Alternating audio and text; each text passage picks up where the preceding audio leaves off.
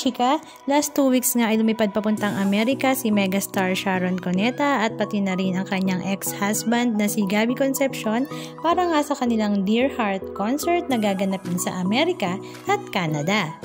8 show nga ang kanilang tinapos sa loob ng halos 3 linggo at talaga namang super successful nga ang kanilang naging concert sa Amerika at sa Canada.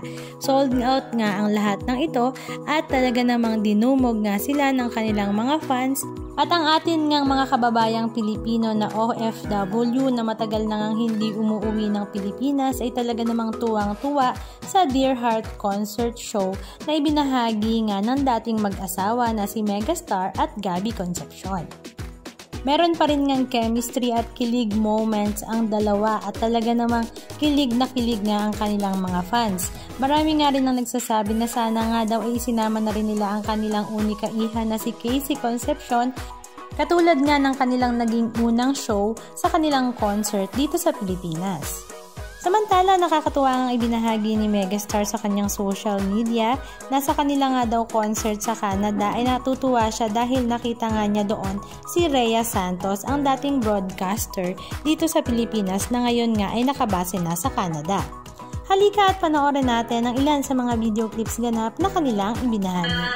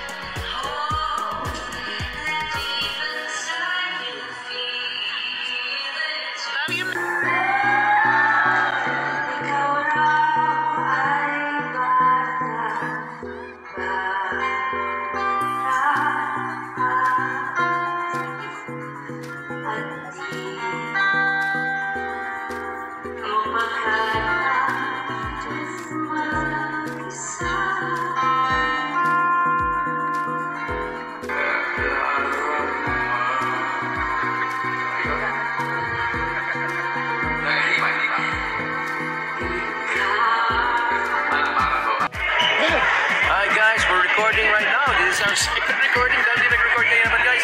Thank you very much for coming. This is our last show. We're doing our meet and greet. And here are our fans right there. Diyan sila lahat. Hi! Thank you to everybody who watched us in all the 8 Dear Heart concert tour shows. And we hope to be back next year. Yes, with yes. other shows also in other places. Just check out our Instagram, both of us, so that you will be updated with the latest events. Right. And we got from the bottom of our hearts, thank you from us both. Thank you to everybody, all our 8 shows, all the states we've been to in Canada. Thank you a lot. But maybe we'll give the others, other states a chance. Yeah. And if it doesn't happen in the Other US, countries also. yes, it will happen somewhere else, maybe Australia. But we'll come back to the US. Yes, we'd like to. Australia, Middle East, maybe. And of course, we're going to make a movie, hopefully soon, hopefully. but we'll make it a nice one to be worth your while. We'll keep you updated. Stay within. Check out our Instagram and stay with us until that day comes. Take care. Love you so much. God bless. We care. Alright, bye-bye. Anong masasabi nyo mga kachika? Just comment down below. And please don't forget to subscribe. Thank you!